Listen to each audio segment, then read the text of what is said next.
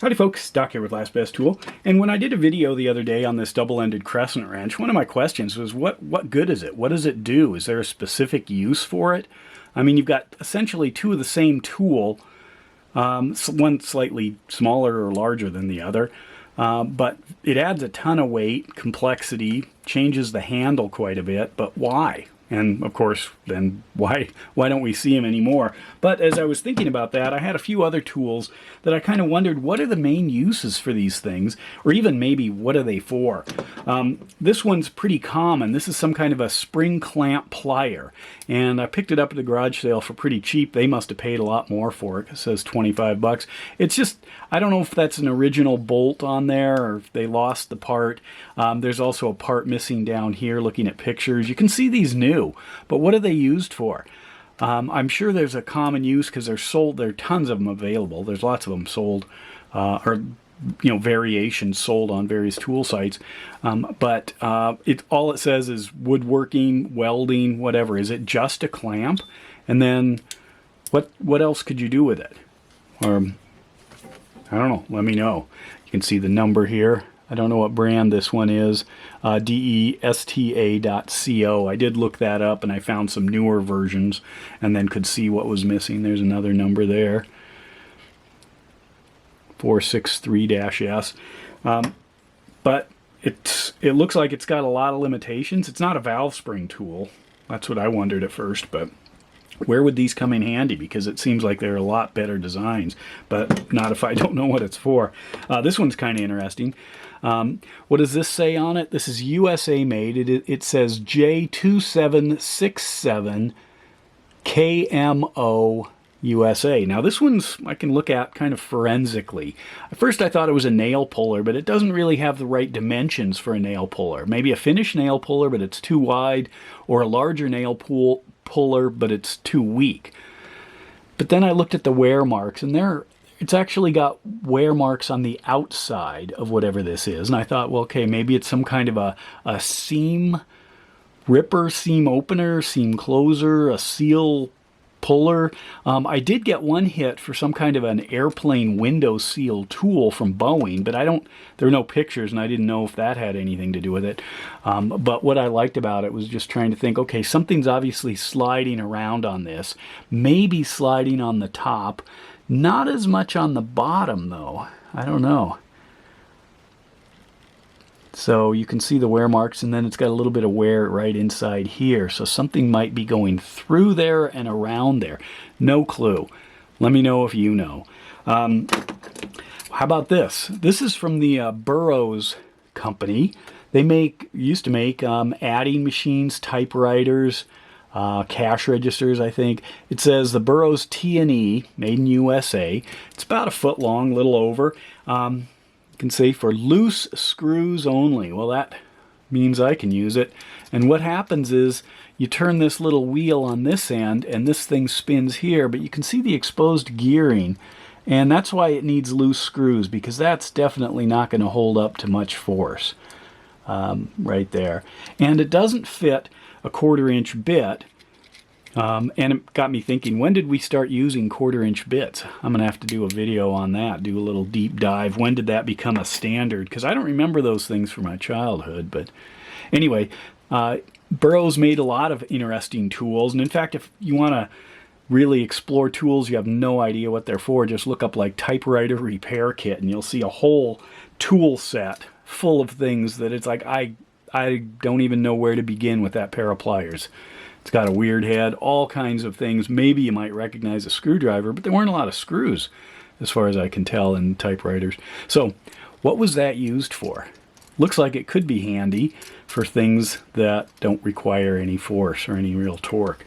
Next one, this is obviously a Yankee tool. It's a push-pull drill, which means when you're pushing and releasing, it's just undoes its work. So you can't use it as a screwdriver because the your screw would just unscrew. It's like zero-sum game here. But it does have a really intense build quality. It is quite heavy, and you see them used on vintage sites and eBay and stuff, and they're kind of expensive.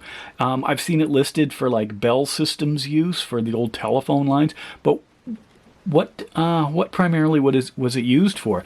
To get into the back, there is a drill bit holder. I don't have any bits, but you loosen this down here, and then you can push the shaft up, and then you can get into where there's like little holders for the bits. I wish I had the bits. I've heard they're symmetrical. Imagine that, a symmetrical drill bit, so it cuts just as good in one direction as the other. And there's also I noticed an oil port. If you pop that up right there, kind of neat. Add your oil, keep this thing running.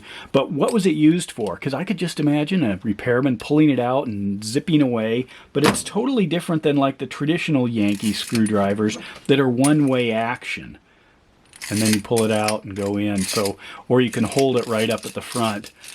But it only turns in one direction. And then there's usually a selector that allows you to reverse it. So what was the quick use for something like that? Because it's also, there's a lot of force there, so you couldn't use it on plastics probably, or maybe even soft wood. It might just punch the drill bit in while you're trying to turn it. But then trying to cut metal with it, I don't know. Somebody out there might know.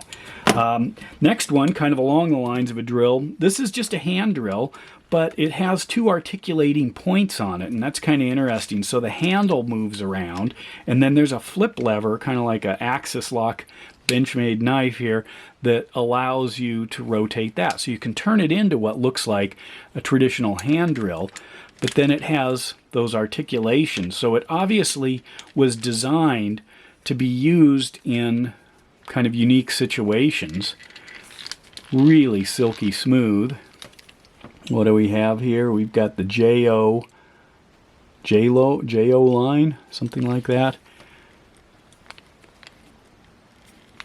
I've seen a lot of these on eBay, but what were they for? One of the problems with eBay is people sell the old tools. You can usually get some background information, but not necessarily what they were for. JO manufacturing. So I guess so far everything here is USA made. It's kind of cool. Clausen. There had to be a reason, because it's not a real strong design. So if it's not a strong design, why bother? Because you might end up just breaking it off. And there is, I noticed, storage here. I guess we're into storage. So that's kind of an interesting one. What about this? This is, if you read the, I think there's something somewhere on this. But anyway, there it is. Up at the front, this says, look at that, patent pending. It says H.H. Snyder, and then check that out, Great Falls, Montana. Not too far away as the crow flies. Long way if you have to drive. I can just go up and over the Bob Marshall Wilderness, the Great Wall of China, and land down around the Great Falls area. But anyway, this is an interesting tool for a couple of reasons. One, they really did spend time getting this angle right, and that's important. I've done videos on some of the angled screwdrivers because they're just great. But if you tilt that just at the right angle, keep it from being parallel to the shaft, which, you know, like an old Model T crank or something, and instead it allows your wrist to spin, and that allows you to literally keep this thing spinning almost straight. I mean, that's pretty good. If this is not at this bent angle, it doesn't work. But what's kind of interesting is if you hold on to the I guess that's a collet there, I assume it grabs something. You notice how that just got smaller, right? But it got smaller to hold on to something, turning it in the direction that this would normally be turned for, I think, what I'd call common use. It undoes itself. It stays tight if I go backwards, like lefty-loosey. And you can also see that shaft there. So there's more going on here. This slides up and down. You can see that tip. So I don't know what this thing's for. It looks like it might be kind of a special tool. I don't know. With that slot that the collet slides in, but then I don't know, that's not much of a screwdriver. Maybe that, I don't know, engages the back of whatever's supposed to go in here.